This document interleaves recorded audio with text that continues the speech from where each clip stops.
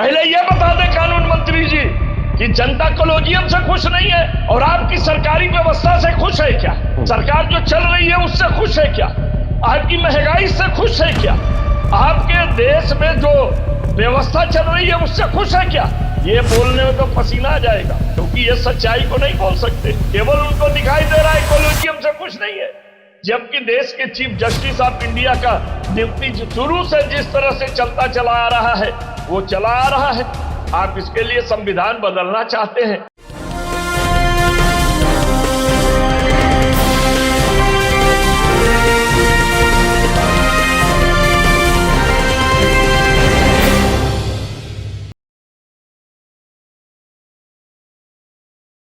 Hello, नमस्कार, आदाब, सत श्री अकाल और अस्सलाम वालेकुम। मैं हूं मोहम्मद अहमद काज़मी, लेकर आया हूं आपका पसंदीदा कार्यक्रम आपके रूबरू।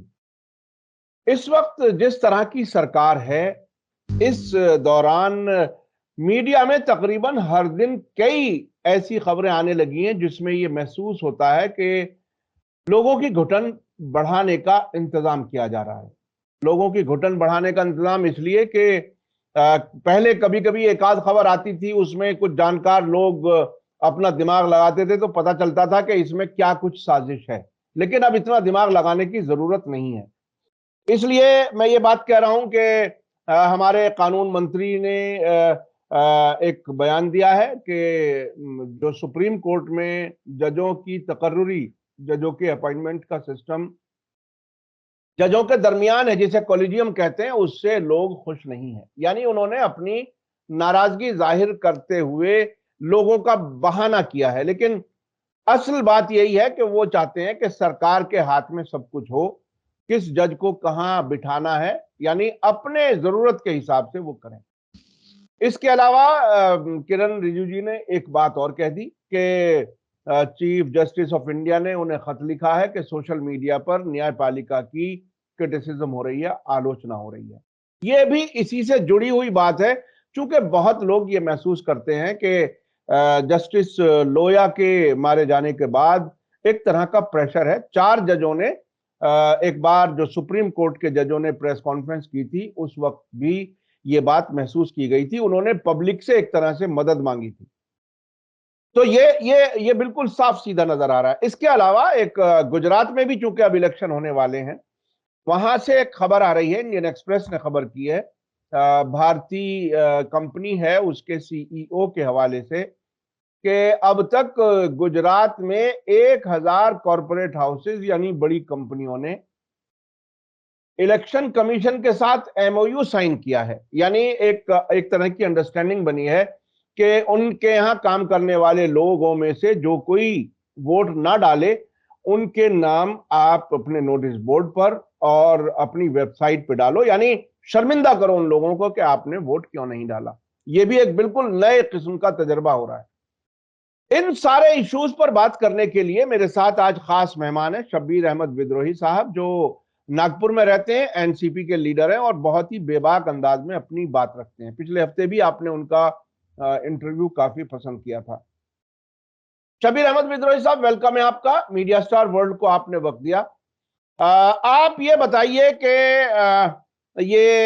हमारे कानून मंत्री संविधान का भी जिक्र करते हैं और साथ साथ ये भी कहते हैं कि कॉलेजियम का सिस्टम जो 75 साल से तकरीबन चल रहा है वो सही नहीं है, और वो उसके जरिए जो जजों की तकर्रुरी होती है वो उसमें बदलाव आना चाहिए, यानी वो सरकार के हाथ में चाहते हैं सब कुछ। आप इसको कैसे देख रहे हैं, क्योंकि लंबे अरसे से मुल्क के हालात को आप मुसलसल देख रहे हैं, एक अरसा हो गया, सियासत में भी हैं, समाजी कार्यकर्ता के तौर पे भी आप काम कर रहे हैं। आपको कैसा लग रहा है ये सब?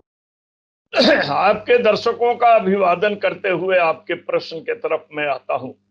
देखिए, सबसे बड़ी बात यह है कि जिस तरह से देहात में कहावत कही जाती है कि माँ को कुछ खाने का इरादा होता है, तो बच्चे के बहाने पति से कहती है कि बेटा को ये इरादा है, कुछ लेते आइएगा बाजार से।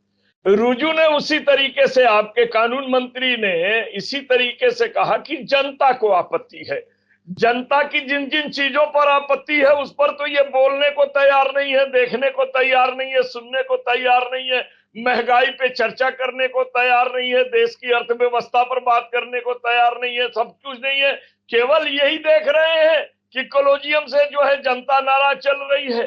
ये सच है कि वो ये चाहते हैं कि हमारे कानून मंत्री के आधार पर ये जज की नियुक्ति का मामला सरकार के हाथ में हो और सरकार और राष्ट्रपति मिलकर के इस तरह का नियुक्ति करें। इसलिए कि आपको मालूम है कि हर जगह इनकी मनमानी चल रही है। अदालतों में भी 90% चल रही है, 10% इधर उधर हो जा रहा है, क्योंकि जज भी कहते हैं कि फैसला होते हुए दिखाई दे, ऐसा दिखाई दे कि हमने इंसाफ किया है। तो इस अंदाज में एक आध बार जो है इस तरह के फैसले आ जाते हैं ताकि जनता ये मानने लगे कि अदालत भी अभी कुछ चीज है और उसको भी समापन के तरफ हमारे कानून मंत्री जी ले जाना चाहते हैं। मेरा ये मानना है कि कॉलेजियम के जरिए भी एक नाम थोड़े जाता है, 3 नाम जाता है। अब उसमें सीनियरिटी का आधार रहता है, ये रहता है। अभी इससे पहले क्यों नहीं बोले? यूयू ललित का जब नियुक्ति किया गया तो क्यों नहीं बोले, जबकि उसमें नियम था कि बना हुआ नियम है कि 6 महीने से कम का कार्यकाल रहे तो उन्हें न दिया जाए। केवल 167 दिन का कार्यकाल था, उनको दिया गया नियर अबाउट 3.5 महीने का था। अब ये इनकी मर्जी की चीजें हैं, चाहे जिधर लेकर जाएं जिधर लेकर न जाएं। मेरा मानना यह है कि जितनी पुरानी चीजें हैं ठीक है, उसमें परिवर्तन की बात हो रही है। सरकार भी अजीब चीज है, संविधान के साथ मनुस्मृति लेकर चलती है। उसी तरह से यह संविधान का दोहाई भी दे रहे हैं, मौलिक आजादी की बात भी कर रहे हैं, और दूसरी तरफ कह रहे हैं कि सोशल मीडिया पर इस तरह का आपत्तिजनक वो हो रहा है और उससे अदालतों की तौहीन हो रही है। मेरा ये मानना है कि तौहीन अदालतों की जनता नहीं करती है, जनता बिल्कुल नहीं करती है। अदालत खुद अपनी तौहीन कराती है, क्योंकि जनता भी तो देखती है कि क्या चल रहा है। जब फैसला जनता के समझ में नहीं आता है और फैसला दिखाई नहीं देता है कि यह फैसला हुआ है, तब जनता अपने दिमाग से एक बात कह देती है कि इसमें कुछ गड़बड़ है, इसमें कुछ सोर्स है, इसमें कुछ फोर्स है, इसमें कुछ चीजें हैं। और खुद जज, आप बता दीजिए काजमी साहब कि आपका चीफ जस्टिस ऑफ इंडिया कह रहा है कि तत्वों के आधार पर यह फैसला नहीं है, निष्ठा के आधार पर फैसला है। अब आप बताइए, तथ्यों के आधार पर अगर नहीं है, यानी जो चीज चल रही है उसमें यह फैसला देने का परिविधान नहीं है, निष्ठा के आधार पर हम फैसला दे देते हैं, तो क्या करेगी जनता? जनता सोचेगी ना कि यानी सच्चाई की कोई वैल्यू नहीं है निष्ठा के सामने, हकीकत की कोई वैल्यू नहीं है निष्ठा के सामने। तो ये सारी चीजें चलती हैं।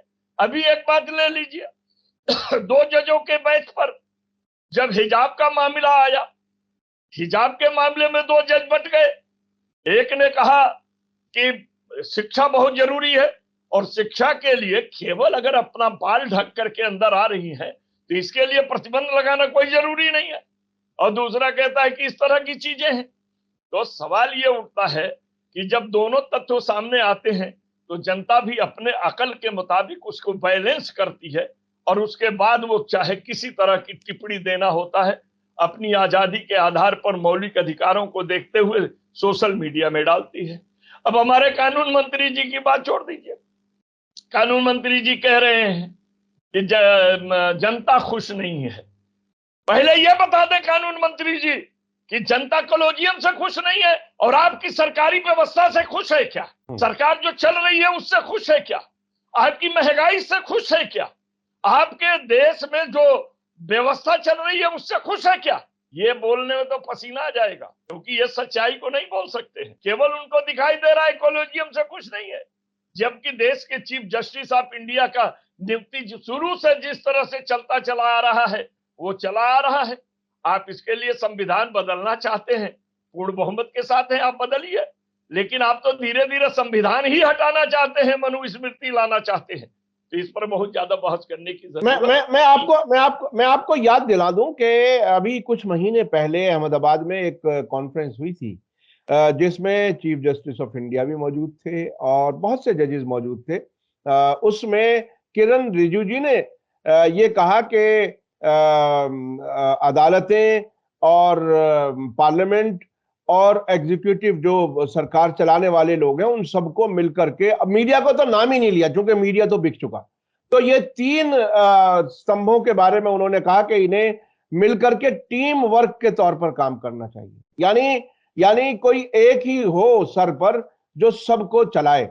तो ये किरण रिजिजू जी खुद अपने आप में ऐसे ही है या सरकार में बने रहने के लिए ऐसा कुछ कर रहे हैं? नहीं नहीं नहीं नहीं नहीं नहीं, आप नहीं जानते हैं। कुछ बहुत सी चीजें जो सरकार के पेट में रहता है, वो धीरे धीरे, देखिए पेट में जो चीज रहती है ना, वो डकार के जरिए भी कुछ मिल जाता है और कुछ एक दूसरे रास्ते से भी निकलता है, तो बदबू के जरिए मिल जाता है। ये इनकी सरकार में ये चीजें चल रही हैं। देखिए हमारे यहाँ तीन चीजें हैं, एक न्यायपालिका, एक कार्यपालिका, समझ लीजिएगा, और एक विधान पालिका। तो अब सरकार के ये तीन अंग है। ये तो चौथा मीडिया ने अपने आप को कह दिया कि चौथा स्तंभ हम हैं। तीन ही स्तंभ में माना गया था, कार्यपालिका, विधान पालिका और न्यायपालिका। अब ये तीन में कैसा है कि कार्यपालिका तो सरकार के ऊपर आधारित है। वो जिसे चाहते हैं जहां चाहे कलेक्टर बना के भेज दें, जहां चाहे जो बनाकर भेज दें। तो कार्यपालिका चाहती ये है कि विधान पालिका और कार्यपालिका एक साथ हो जाए, तो न्यायपालिका तो मुट्ठी में रहेगी, क्योंकि टीम वर्क होगा तो टीम वर्क में बहुमत जाएगा, टीम वर्क का बहुमत पर बात जाएगी। और टीम वर्क का मतलब क्या है कि तीनों मिलकर काम करें।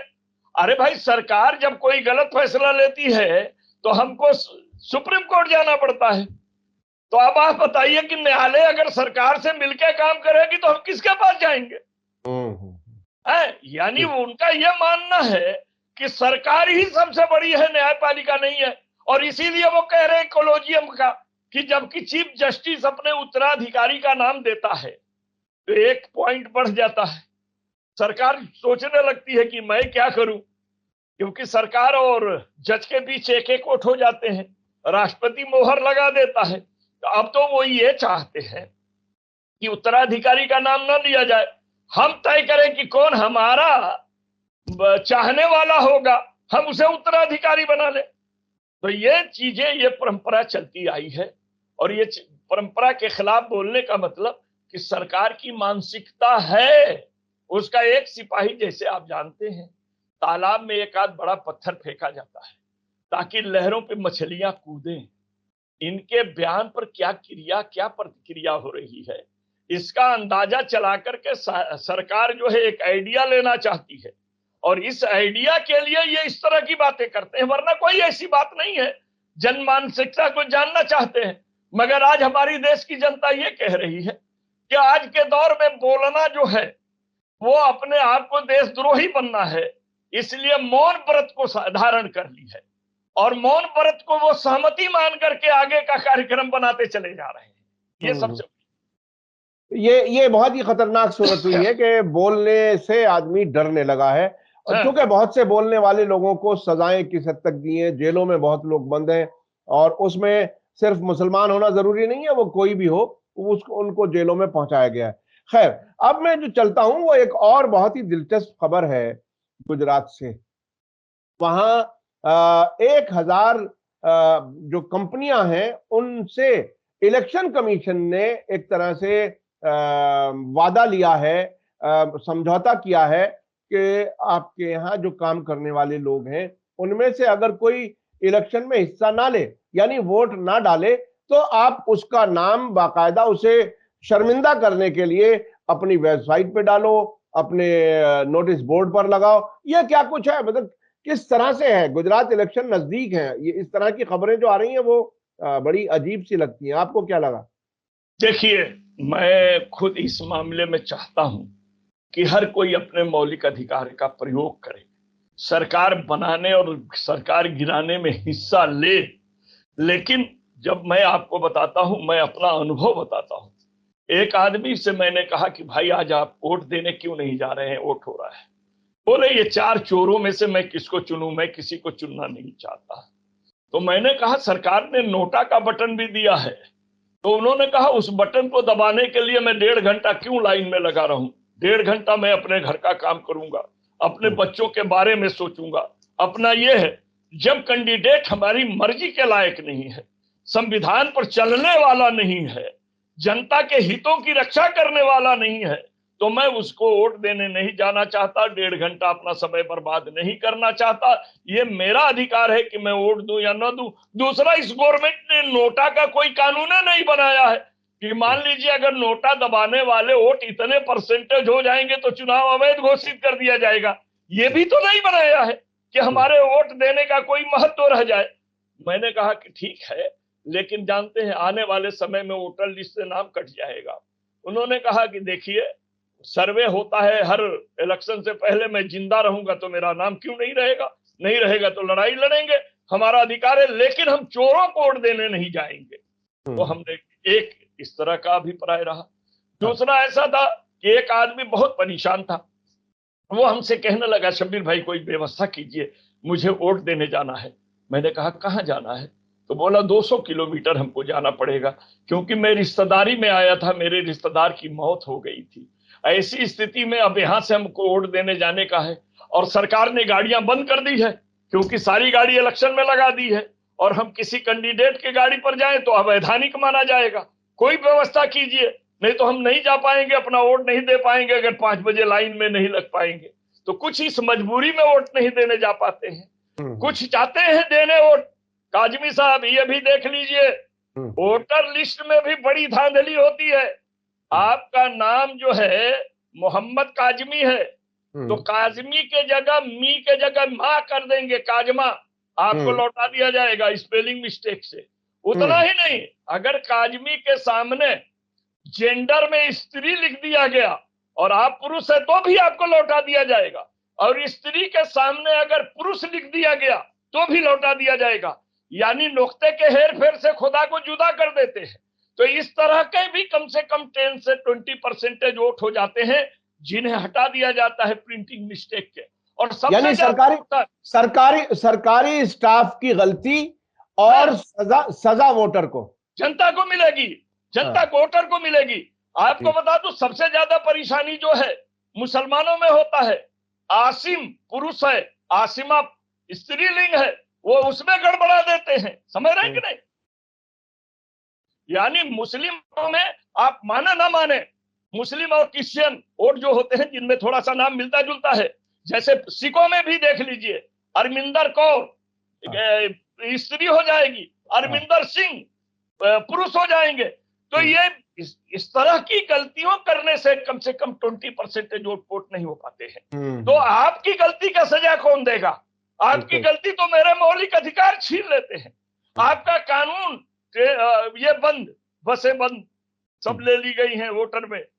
तो इस वोट से उधर का कोई बदमाश न जाने पाए, इसलिए नाकाबंदी में हम जाकर बोल रहे वोट देने जाना है। कुछ नहीं, तुम साले गड़बड़ करना जा रहे हो, आधार कार्ड दिखाइए, फलाना दिखाइए, वोटर कार्ड दिखाइए, तब जाइए।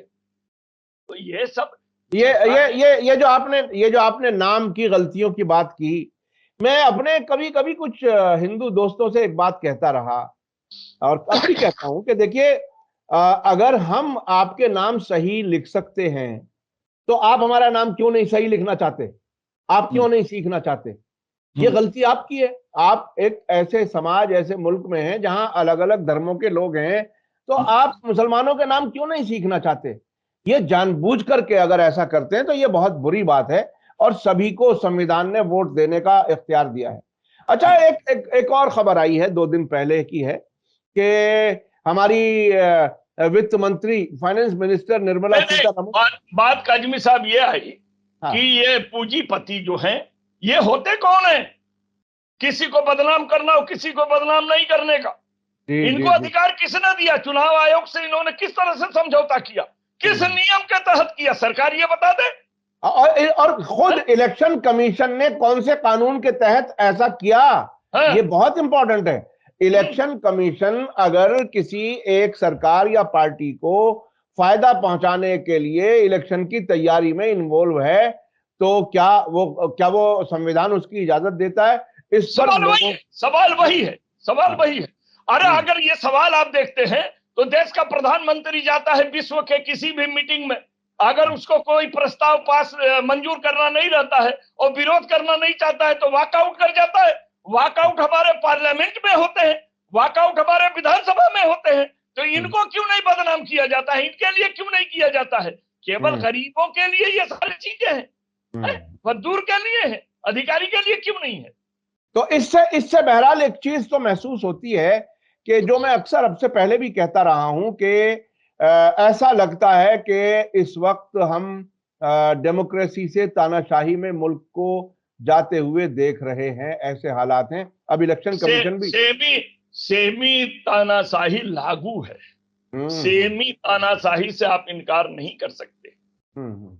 जी जी। अच्छा, अभी एक और जिस पे मैं अभी बात कर रहा था वो ये कि निर्मला सीतारमण ने, जो हमारी फाइनेंस मिनिस्टर हैं, उन्होंने अमेरिका में बैठ करके ये कहा कि रुपया कमजोर नहीं हो रहा है, डॉलर मजबूत हो रहा है, और रुपया तो दुनिया भर में बहुत अच्छा काम कर रहा है, बहुत ही दूसरी करेंसियों के मुकाबले में अच्छा परफॉर्म कर रहा है।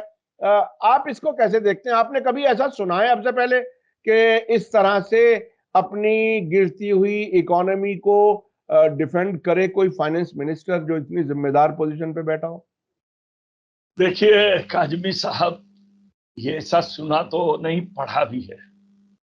आदमी एक मार खा रहा था और ताकत नहीं थी कि उसको मार सके, तो हमने पूछा क्यों मार खा रहे हो? तो बोला मैं अहिंसावादी हूं, मैं हिंसा में विश्वास नहीं रखता हूं। समझ लीजिए, ये भी एक कहानी थी।